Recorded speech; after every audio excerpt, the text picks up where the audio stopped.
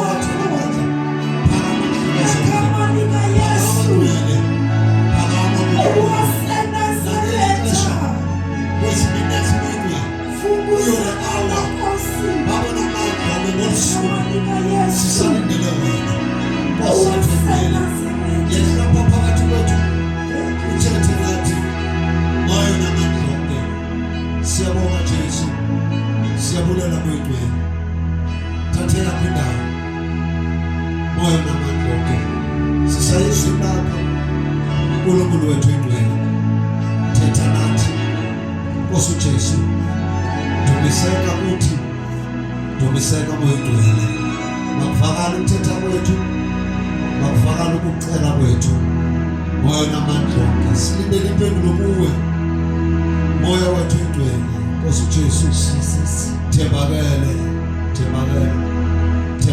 kunkani thembakele wena somandla isiphithiphithi zininzi kodwa wena uthombuye wesiphithiphithi sifuna ubambelela kuwe osethu olungileyo senze baba singasenzi thina kodwa masenziwe kuwe moyo igcwele sibe nako ukuzithemba moyo namandla onke nokwenza okuhle moyo namandla onke makuvele esandleni zakho kusuke ezwini lakho makusuke ngenhla ekhaya ezulwini siyabonga moyo igcwele Thixo wethu uthathe indawo sezwini baba namandla sedlalele lona baba wethu igcwele uthembakele Nkosi Jesu siyabonga baba Hati nako okwandele isonika ukona hati nako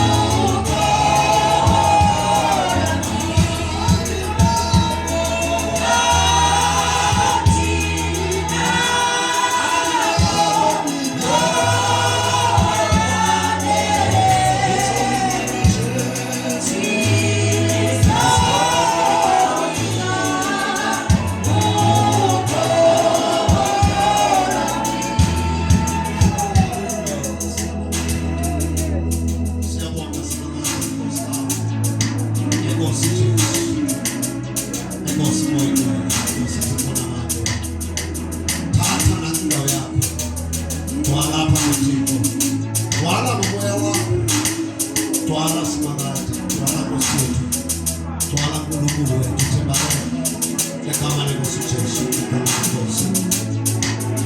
Hallelujah, hallelujah, amen, hallelujah, amen.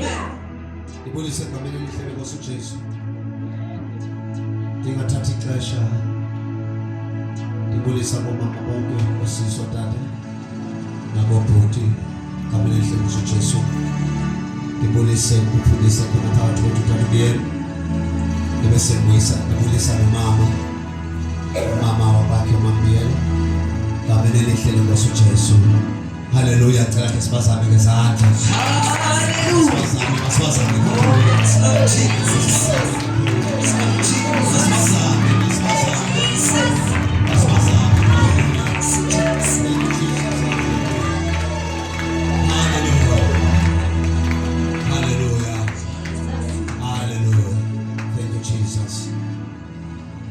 Cela ke sabu moyingcwele ngezandla kwakho.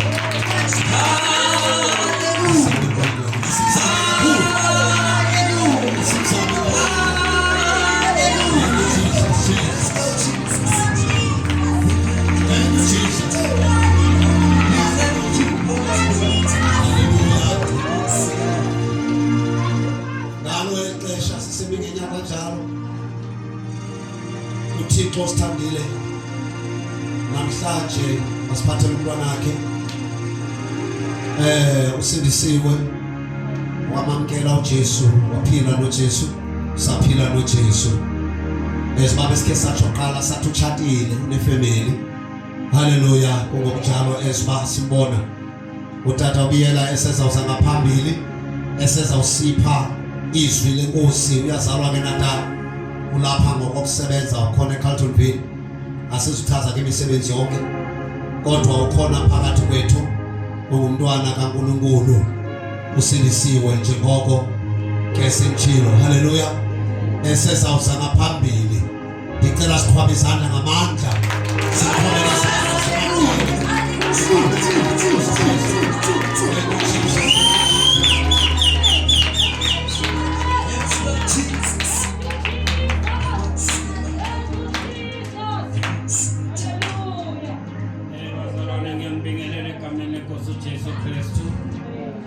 yena wasifela ngoba silapha njengoba wasifela. Bazalwane, ngicela nje senze ngendlela engayijwayele. Ngicela ke siphinde sithandaze. Umthandazo siwuthandazayo bazalwane, siyona ilanga nelanga. Let us repent. Bazalwane, asithandaze nje uNkulunkulu uthi uNkulunkulu kuleli Phasika ngena nathi sikline njengamanje.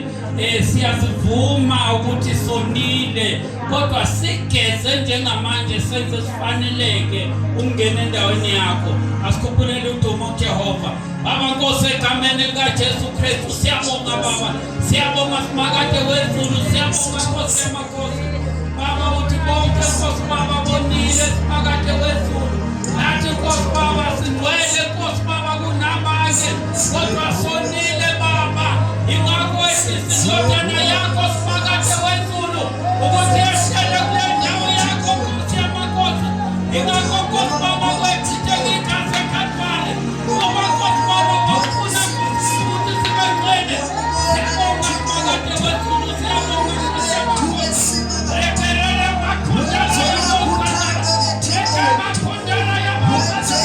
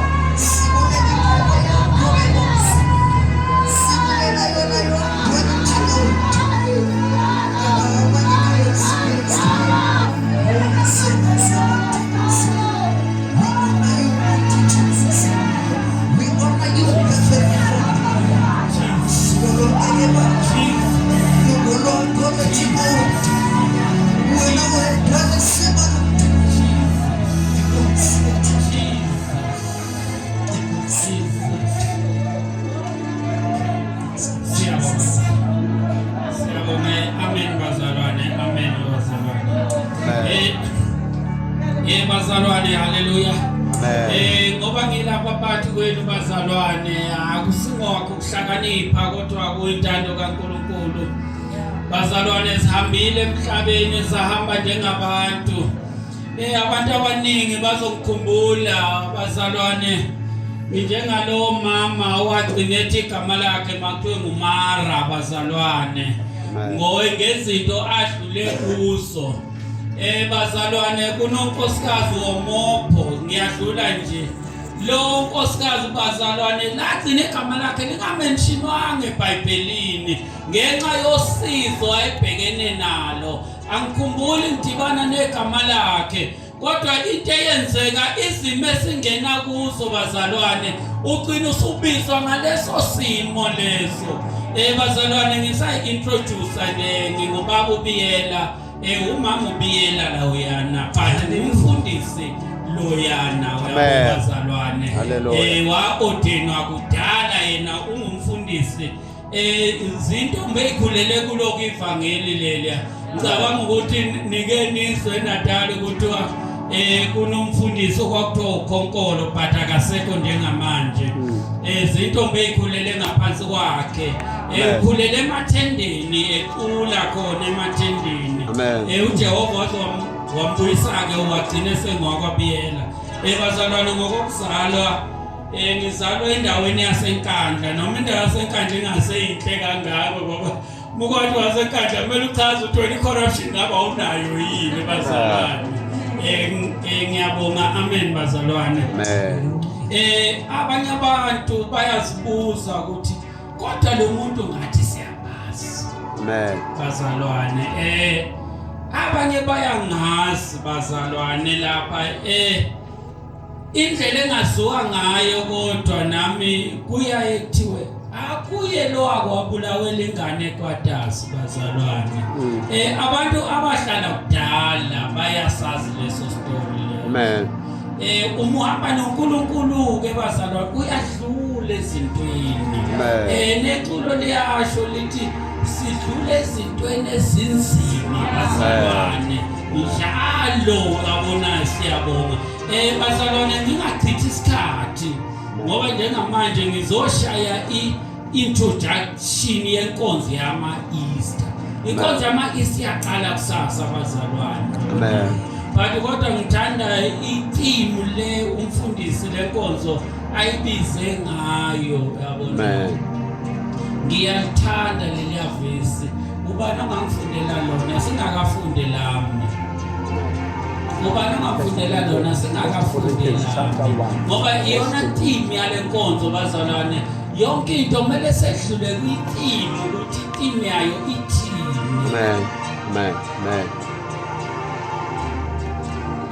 Ubani ongafundela lona bazalwane asigijime umfundisi umtshelile ukuthi ujahile khona lapha uphuma khona.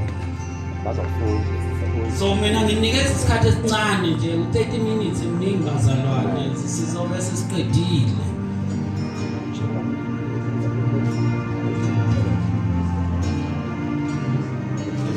Into engithanda ukuthi bazalwane leli isiphambano amandla esiphambano bazalwane yabona angubula kwabangakholwa bazalwane ngoba silapha bazalwane sizele amandla esiphambano. Amen. Ngicela ungifundele Incwadi yabaseKorinte bokuqala chapter 1 verse 18. Inhloko ndaba amandla omnqamlezo. Verse 18. Kuba ilizwi lomnqamlezo libubudenge okunene kwabachabalalayo kodwa kwabasindiswayo thina aba lingamandla kaThixo. Okay, mama ngicela ungifundele uJohn 3 verse 16 to 18.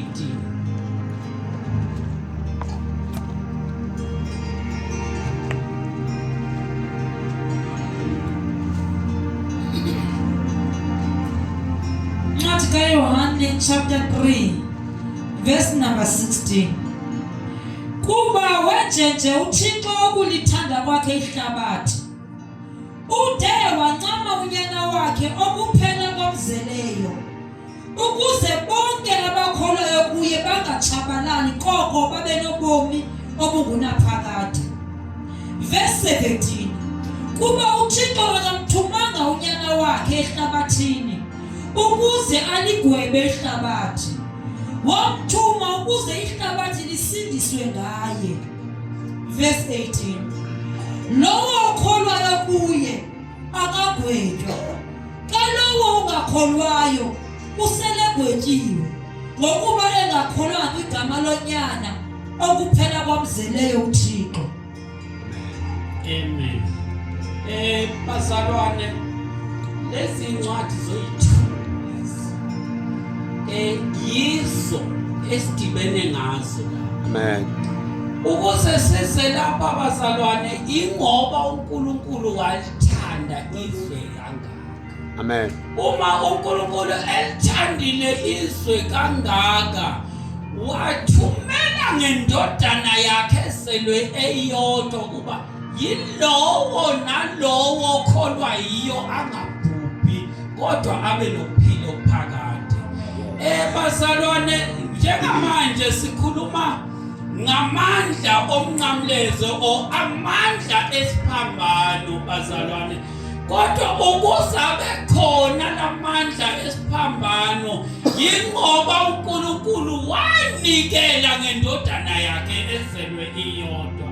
Bazalwane, wayekhombisa uthando loNkulunkulu ukuthi usithanda kangakanani ukuze mina nawe singabhubhi.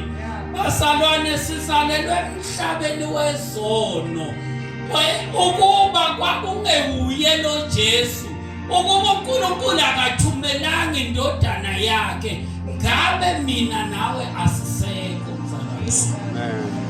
Bazalwane, ngoba ngizo-highlighta nje ukuthi yabo njengamanje sibheke esiphambanweni. Kodwa into engizoyenza ngizo-highlight ukuthi kwakwenzakalani ngale Thursday lesikuyo njengamanje. Amen. Bazalwane, uYesu uzonqamlezwa ngomso ngeFriday. So ke kunezinto uNkulunkulu uYesu owazenza ngale Thursday le bazalwane. Eyokuqala engifuna sikhulume ngayo bazalwane, uNkulunkulu wabiza abafundi bakhe wathi ufuna ukudla nabo i-Last Supper. Le-Last Supper into engiyithandayo, uYesu akahambanga nayo, wathi noma engasekho sizashiyeka simkhumbula ngayo bazalwane. Ingakho emasontweni angazi amanye ayidliwa khona, kodwa uNkulunkulu wenza isethembiso ukuthi uma uYesu engasekho kodwa nakhe simkhumbula ngakho. Bazalwane, incwadi ezikufakazelayo lezo zo-3 kodwa ngeke siyifunde bazalwane ngenxa yesikhathi. Matthew 26 verse 17 to 30, Mark 14 verse 12 to 26, no Luke 22 verse 7 to 33. Bazalwane, sifakaza ngale Last Supper le. Amen. Ngiyamangala bazalwane, i-Last Supper emacaweni ayisenziwa ngoba inkinga esinayo kulomhlaba esikuwona, kunezinto esayinikezwa uNkulunkulu, kunabantu abangamalide emacaweni kodwa bazikhipha kancane kancane baziqeda bazalwane. Bazalwane, ngoba ngijaha isikhathi, uNkulunkulu wathi wahamba nabafundi bakhe wafika baye e-upper room, bafike bahlala khona, ubathi bedla washepula isonka. uJesu wathi lo ungumzimba wami. 2, waphuza iwayini wathi leli ligazi lami. Lelo gazi bazalwane wayesitshela ukuthi sizochithelwa kwaba igazi eCalvary, lelo gazi eliyosisindisa. Wathi njalo masikhumbula lelo gazi siyophuza leli wayini lesimkhumbule ngalo bazalwane. Yes. Okwesithu bazalwane, uYesu wathi, ngikhuluma indaba ezenzeka ngoLwesine. uYesu wathi kubafundi bakhe bazalwane,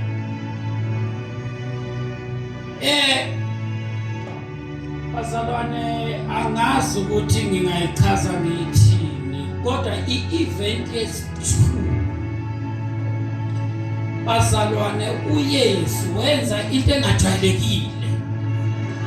Yena ephakeme kunabanye, kodwa ngaleli langa wenza inkonzo yokuzehlisa bazalwane. uYesu wathelwa amanzi, yena enguNkulunkulu enjalo, kodwa wawasha izinyawo zethu.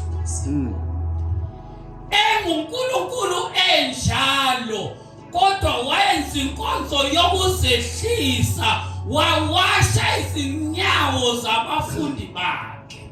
Abafundi bakhe abayithandanga leyo nto, ukuthi wena umkhulu kangaka kungenzeka kanjani ukuba nguwe osiwasha inyawo. uJesu wathi, kodwa embusweni kaNkulunkulu omkhulu nguye omncane. Bazalwane, siphile esikhathini njengamanje, abantu laba abangafuni ukuzehlisa khona, abantu bazalwane noma esontweni abafuni ukuzehlisa, abantu siphile esikhathini labantu abathanda khona ama-position bazalwane adlula yonke into. Ngisho esontweni abantu abasafuna ukulawulwa ngoba abanayo le nkonzo yokuzehlisa bazalwane. Bazalwane bami, iphi inkonzo uJesu wayenza elungiselela ukuya emnqamlezi? Bazalwane bami, siyenza nini inkonzo yokuzehlisa? Siyenza nini inkonzo yothando? Bazalwane, sibabonisa kanjani abantu uthando? Uma ungakwazi ukuseva nangu uTata uMagasha, uthi uTata uMagasha muncinci kunawe, wena ukhetha ukuyiphumelela yakho iqokovana. Ngoba bazalwane, siphile emoyeni wesikhathi, abantu lapho abangalawuleki khona, wonke umuntu la ufuna khona ukuzilawula, balahlekelwe ile nkonzo yokuzehlisa. uJesu uthi kuwe namhlanje ukuwasha izinyawo zakho mzalwane. Bazalwane, incwadi efakazela lokho uMateyu 23 verse 6 to 12 noJohn 13 verse 1 to 12. Okwesithathu bazalwane, singena kwesithathu. Okay, ngomama uyabhala ngisheshise kakhulu. uMateyu 23 verse 6 to 12 noJohn 13 verse 1 to 20. Kulapho uJesu washa khona izinyawo zabantu bazalwane. Bazalwane, angifunanga ukhetha iverse specific. Bazalwane, umuntu ethola information encane iyalahlekisana bazalwane. Uzofika ufunde kwelinye iBhayibheli, sinama-versions amaningi amaBhayibheli bazalwane. So athi umuntu mina angiyitholanga kwelami bazalwane, ngoba iBhayibheli lona libhaliwe ukuthi balenza laba lincinci ukuze liphatheke bazalwane. That's why ama-version uthola ukuthi ayaphikisana. Okwesithathu bazalwane, nansi inkonzo engiyithandayo bazalwane, ngumuntu othanda ukuthi uma kusesontweni kuthandazwe. Amen. Lapho engibona bazalwane siyathandaza. Amen. Eyesithathu bazalwane, uJesu wathandaza. Jesus prayed bazalwane. Emzalwane wami, yini uma kufika isikhathi sokuthandaza? Abantu bazalwane uvela athi nje hayi wili kuphelile bazalwane bami. uJesu wathandaza. Umfundisi wami uMagasha ushilo ukuthi wathandaza waze wajuluka igazi bazalwane. Wena uma ungafuni ukuthandaza umzalwane izimpi zakho uzilwa ngani? Usilwa ngani izimpi zakho umzalwane wami? Ngoba ikhaya uJehova wasinika zona, wasinika izwi bazalwane. Wasinika izwi nanti. Okwesibili wasinikeza umthandazo. Okwesithathu bazalwane wasinikeza umoya oyingcwele bazalwane. Ukuze umlilo uvuthe esontweni siyayidinga lezinto. Sidinga abazalwane abathandazayo. Sidinga abazalwane abasilukudla. Sidinga abazalwane awurekele makhundana yabosana. Bazalwane siyabadinga. Siyanidinga bazalwane. Utata uMaqhashi uyanidinga kule nkonzo. uJesu Kristu wanifela ngoba uyanidinga. Bazalwane utata uMaqhashi ukhulumile izolo ngelakhe ngilandelile inkonzo zakhe ukuthi wathumela ukuthi bayolanda ithole. Uma kunokhulumayo afika thina athi inkosi iyalidinga. Amen. Nawe mzalwane wami inkosi iyakudinga. Amen. Hallelujah. Bazalwane incwadi efakazela ukuthi uJesu wathandaza. John 17 verse 1 to 2. Bazalwane lapho bazalwane wafika uYesu wathandaza. Uma ethandaza uYesu ngoba wayebashiyile abafundi etshela umakhelwane wakhe ukuthi asihambe indlela efanayo bazalwane. Asiyizwe ipain ngendlela efanayo. uYesu yena uyazi ukuthi kuzokwenzakalani kuye. Abafundi bakhe bona abazi ukuthi kuzokwenzekani kuye. That's why bazalwane umenyukela ukuyothandaza, athandaza akhala igazi. Umethi uyabuya ubuyele emuva uthola balele. Bazalwane bami nami la ukhona balele. Bazalwane uNkulunkulu kwesisikhathi uvusa ngenhlupheko. Uhlupheke unezinto zonke. Kanti uNkulunkulu uyakuvusa mzalwane wami uthi vuka uthandaze. Yes. Ukuvusa ngani? Ukuvusa ngenhlupheko. Bazalwane bami singene ezintweni, singene ezimeni ezinzima kodwa njalo siyanqoba. Bazalwane bami uJesu before aye siphambanweni ayocrucify wathandaza. Wena mzalwane wami uthandaza nini? Uthandaza nini mzalwane? Uma sikunetha mzalwane wami uthandaza nini? Mzalwane wami umthandazo uyimpendulo. uNkulunkulu uJesu enguNkulunkulu kodwa wathandaza. Mzalwane unalo ithuba lokuthandaza. Kunengoma eyayiculwa amaZayoni sisengabafana sengabatwana eyayithunalo yini ithuba lokuthandaza. Uma uJesu ethandaza wena wathi umehamba wakunika amandla wakukhetha ukuthi ukwazi ukubiza igama lakhe. Bazalwane, sometimes we abuse the mercy bazalwane. Siya abuse lo musa wasinika wona. Siya abuse bazalwane bami umusa. Sithandaza nini bazalwane? Leyo bekungesithathu. uJesu wathandaza. Azaphinda abuyele kubafunda athi nisalele na. Bazalwane wami usalele na. Ngoba ngiyatheshisa bazalwane okwesibili bazalwane.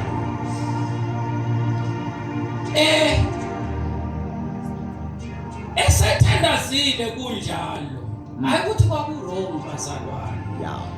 uJesu bazalwane akafanga ingakho ngithe masiqale kuleli avesi elithi ngokuba uNkulunkulu walithanda izwe kangaka waziwanikela ngendodana yakhe izelwe iyodwa kuba yilowo nalowo kholwa yiyo angabhubhi kodwa abe nophilo phakade. Bazalwane, uYesu akafanga ngoba kuyintando yomuntu.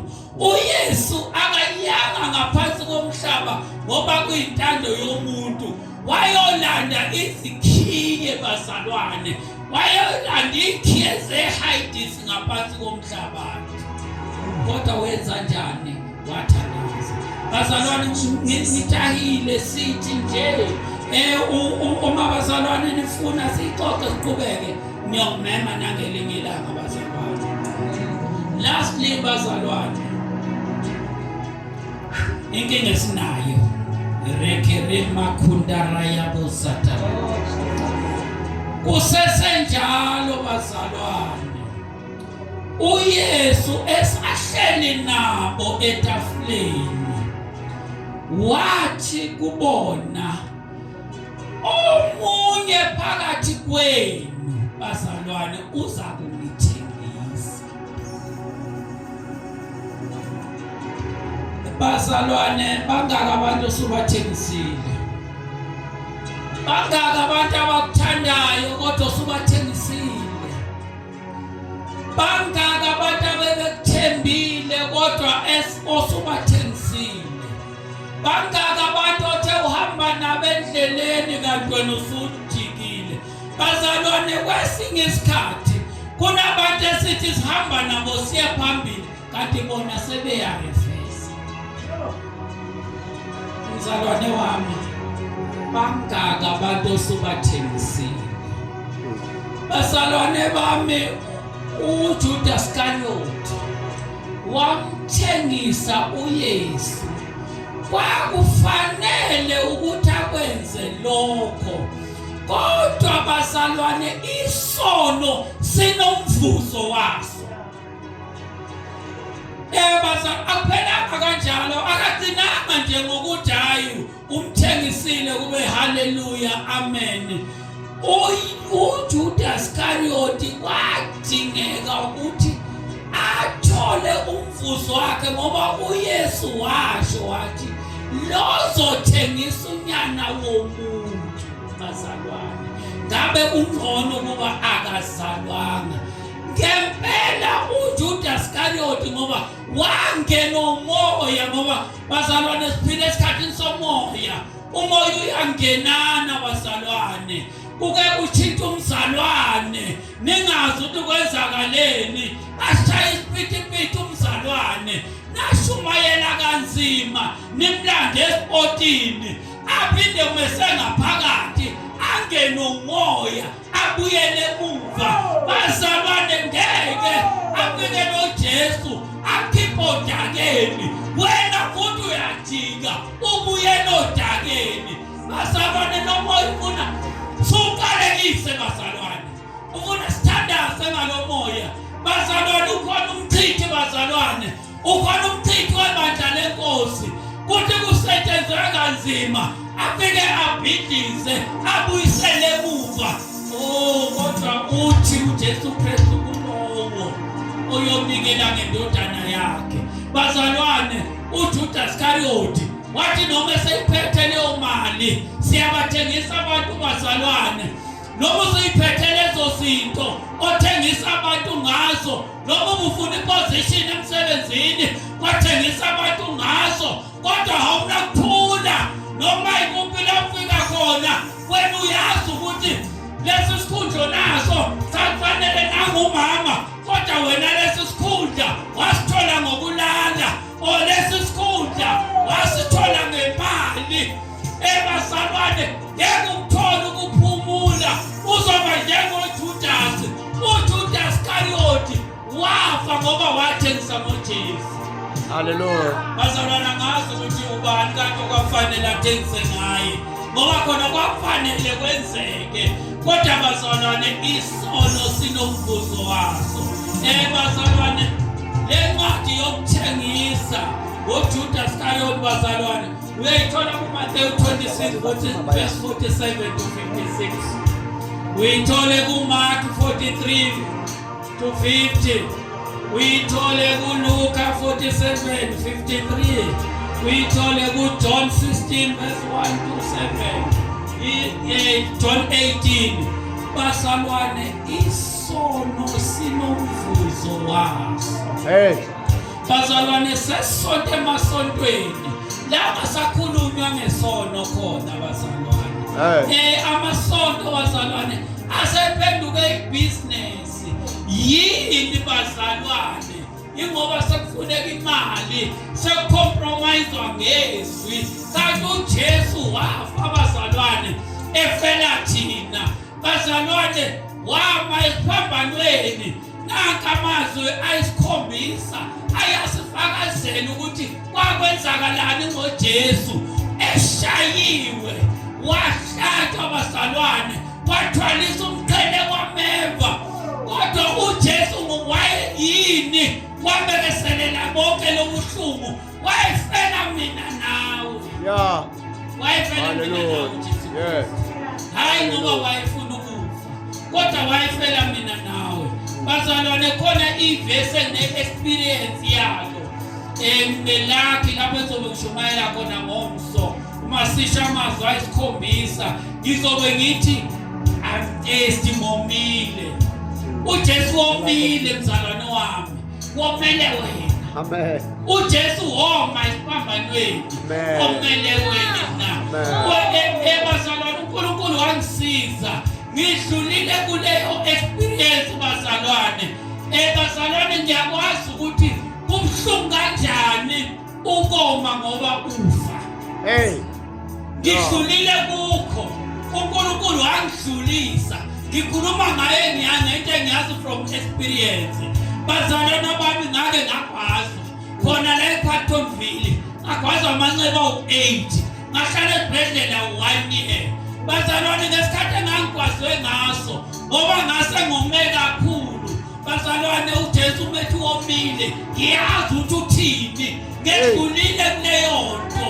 Ngathi bazalwane bami, uma sengophe kakhulu ngezwe ukuthi ngomile, ngomela amanzi. Bazalwane, ukomela amanzi isayini yokuthi usuyafa lokho. Bazalwane, akikho ukoma umnomali. Akikho ukoma bazalwane umnomali. Umlilo bazalwane, uzwa umlilo lapha, uzwa umlilo, akikho ukoma. Bazalwane, ngesikhathi engangilele kanjalo ngacela amanzi, ngathi ngicela amanzi. Kunomunye ubaba waqhamuka wathi ningamnika amanzi uzofa. Yeah. Hey. Wathi ningamnika amanzi, nikanamnika amanzi uzofa. Ngoba semhlabeni umuntu mesome kakhulu kushiyeka leli gazi elitiki ukuthi alisakwazi ukuphuma. Leli seliphumile kushiyeke leli litiki kuyena. uJesu wayizwa leyo nto ngoba wayesophe kakhulu.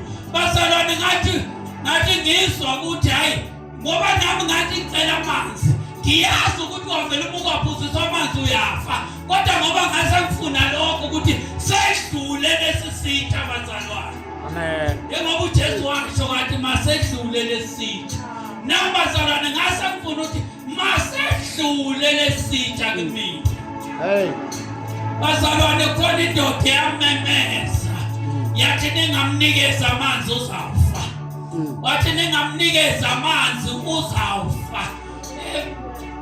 Bazalwane bami, ngabona ukuthi hayi lo uyasazi isizulu ukuthi umuntu umenikezwa amanzi uyafa.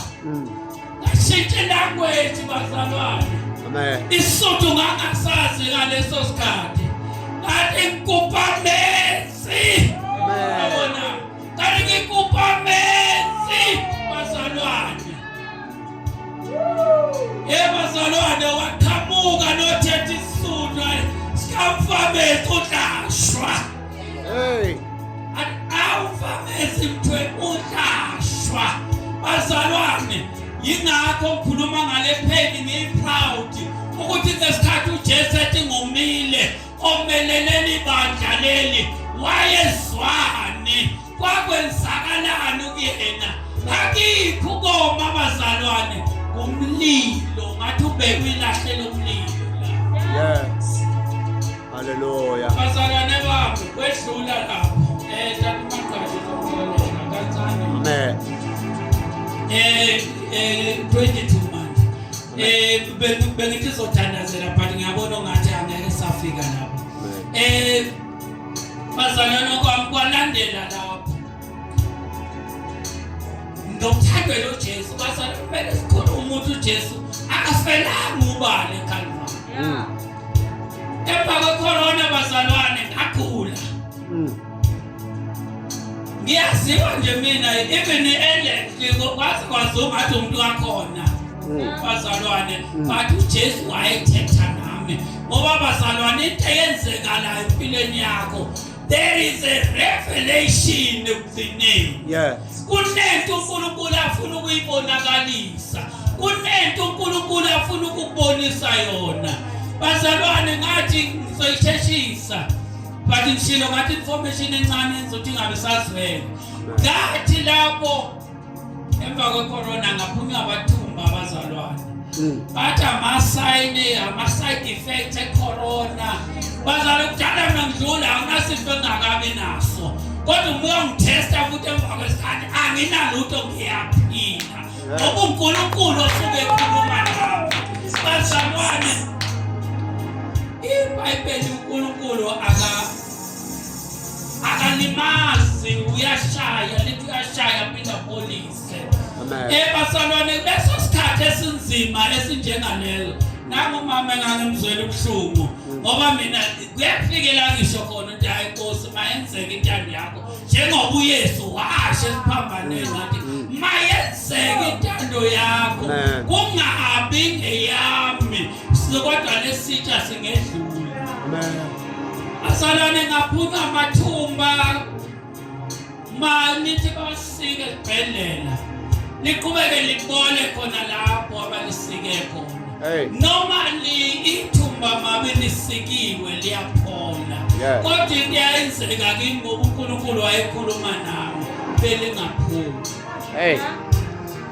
la ngidlala selafuna ukubhobokela ngaphakathi bazalwane echitshana makuthiwa kuyaphola kubuye elinye kodwa uNkulunkulu wayekhuluma nami bazalwane ekugcineni kweyinkinga ney'limo odibana nazo kodwa kumele adumise uNkulunkulu bazalwane ngathi lapho sengivumile ukuthi uNkulunkulu kudala mina ngivuma athi uNkulunkulu angakasho njalo wena safuna ukwenza umsebenzi wami lo awukakazi ukuhamba kulo mhlaba ungakalishumayeli bazalwane bengumuntu othulayo nginamalimi asimuntu othanda ukukhuluma abantu abaningi bangazi bethule bengangithola ukukhuluma kanje bangamangala ukuthi nguye lo bazalwane nizoyisheshisa kuseselapha esibhedlela ngaye theater seliphume la bazalwane bafike balihlinza uma ngibuyela endlini ithumba labo libola lijuba lemisipha le bazalwane endaweni esensitive njengaleyo bazalwane bathi beyohlinzwa kwespring anikezela athi uNkulunkulu mayenziwe intando yakho ngithathe uma sekufanele Nkosi yamakhosi ngibuzwile ubuhlungu wafika umuntu khona ngesetheater ngakaphapha wathi masabe uNkulunkulu bazalwane asipheli wathi masabe bazalwane nomuntu angimboni izimvo ayisiphele ethi masabe bazalwane kunento enithanda ukuyisho uthatha uMagashi wakhuluma ukuthi uSathane uyayathi umuntu usehlupheke kakhulu makazibulale bazalwane la ngajika khona kudlalwa lapha lapha engabuya khona kudlalwa lapha msalwane wami yazana noJesu uma uhamba lapha kunesi izwi ohamba nalo akunamuntu kusehlane uyasaba ngaleso sikhathi awuzazi ubheke kuphi uholwa ilelizwi kuphela. Hey. Mzalwane wami uma ungazani noJesu uyolizwa lelosi. Uma ungazani noJesu uzolizwa inelozi lokuhola. Akunandaba bazalwane abantu abaningi bakholwa ukuthi kunemagic ukuthi ubufile uzoyibona ususezulwini. Ayikho leyo nto. Mina uNkulunkulu wangikhombisa irevelation indlela idlule hlane. Yeah. Bazalwane ngenzeka noma yini uyabona ukuthi la kungaveli ingonyama ingibulale kumnyama kodwa uyabona. Hey. Kumnyama kodwa uyabona. Ngahamba nalelizwi limbisa bazalwane bami saze sawuphumela kuthatha isikhathi saze sawuphumela lapho okhanya khona washo wathi ke ekhaya kulapha ngajabula ukuthi ngifikile ekhaya. Izwi lathi akakabi isikhathi sakho buyele emuva uyolungisa indlela yakho. Ingakho bazalwane nibona ilevel esikholwa ngayo ayifanani. Abanye abantu basikholelwa nje bayadlala nelevel esinikela ngayo ayifanani bazalwane ngoba thina abanye sesiphila second chance. Hey. Yeah. Mzalwane wami uma ungaphenduki uma ungalungisa indawo yakho uyolizwa yini lelo. Hey. Good. uJesu Kristu wathi usishiya nezwi wathi usishiya nomoya oyingcwele. Mzalwane wami ngabe uYesu memukele ngempela yini? Mzalwane wami ngabe indlela yakho ilungise ngempela yini? Mzalwane wami uma ufika kulezo nhlungu uJesu wedlula kuzo ngoba nawe mzalwane ukuze umoya uphume kodwa indlela iyodlula khona eSamaria. Nawe mzalwane wami isiphambano sakho sikulindile. Mzalwane wami ngeke ukuthi uvele walala wavuka ungasekho noma ngabe ulalileke wavuka ungasekho kodwa into eyokwenzeka ulele asilele sodlula nawe hlane likulindile yini? Ngabe likulindile yini lelo mzalwane? Bazalwane bami uJehova masilungise inhliziyo. Nanti izwi likaNkulunkulu indodana yomuntu izolenge emncamlezwe. Indodana yomuntu yalenge emncamlezwe ilengela thina zoni ilengela mina nawe sizoni sinjalo bazalwane kodwa uyolizwa yini lelo. Hey. Yathi macatsha ngiyabulela. Man.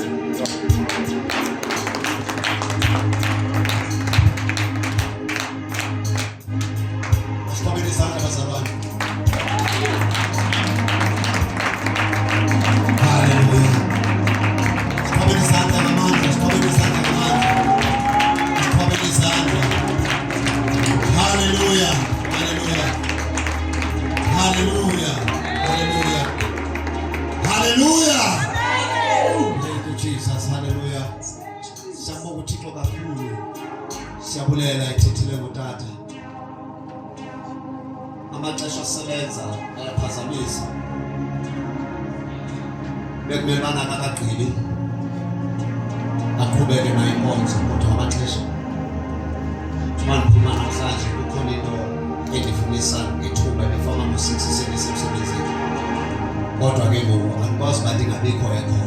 Haleluya. Ndanyanzelisa uba mandibekhona. Ndizayixoxa phambili. Haleluya. Kodwa siyambonga kakhulu uThixo ngaye. Ethembeni tata uzawuphinda ubuye. Amen. Ndinelo themba.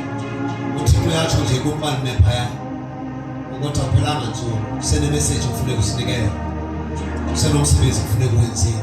Haleluya. Ngeke xesha uzama ungarashana. Haleluya. Khuleka nje uzama ungarashana ngelo xesha. Haleluya. Haleluya. Haleluya. Siphinde sikwabele izandla. Haleluya. Haleluya. Thank you Jesus. Haleluya. Sibonge kakhulu uThixo emsebenzisile kule ndawo. Sibulise incebo kaThixo engumvangeli utitsha wezwi likaNkulunkulu. Haleluya. Umntwana kaNombengula ekhona phakathi kwethu uRadela.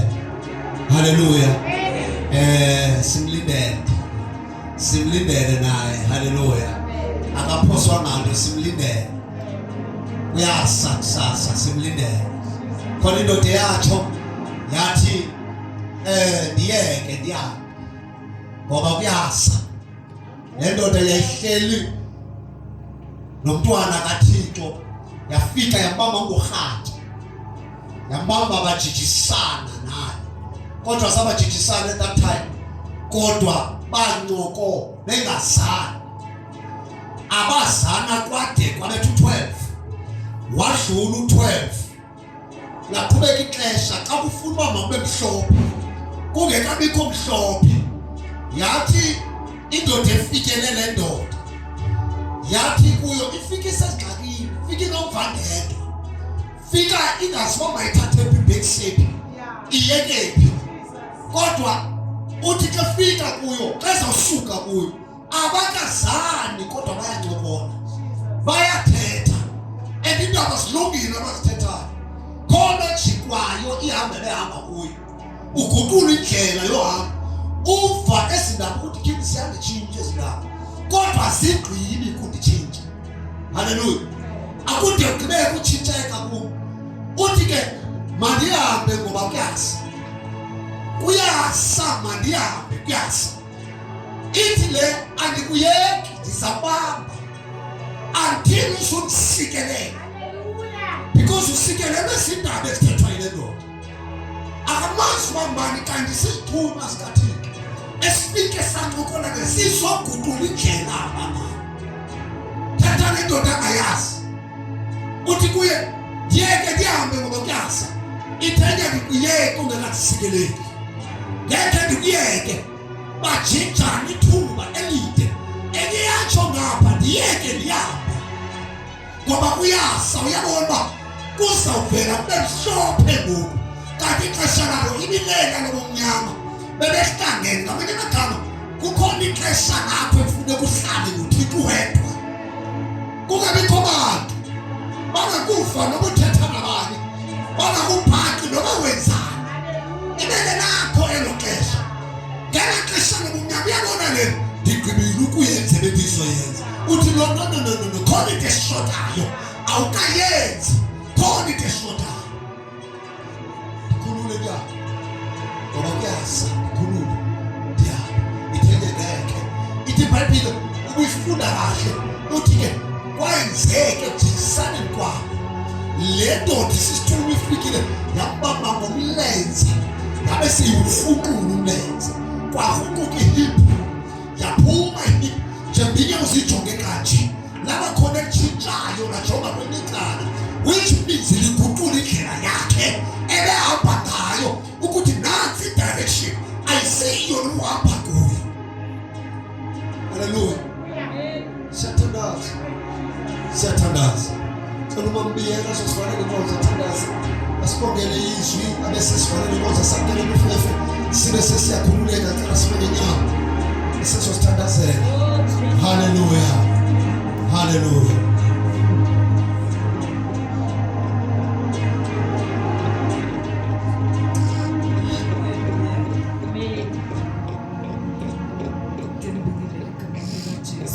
Amen. Hallelujah. Amen. Amen. Hallelujah. Yeah. Yes. Kuthiwa senikwenzile konke nime. Amen. Sesizibophile ingalo zethu kodwa sime. Hey.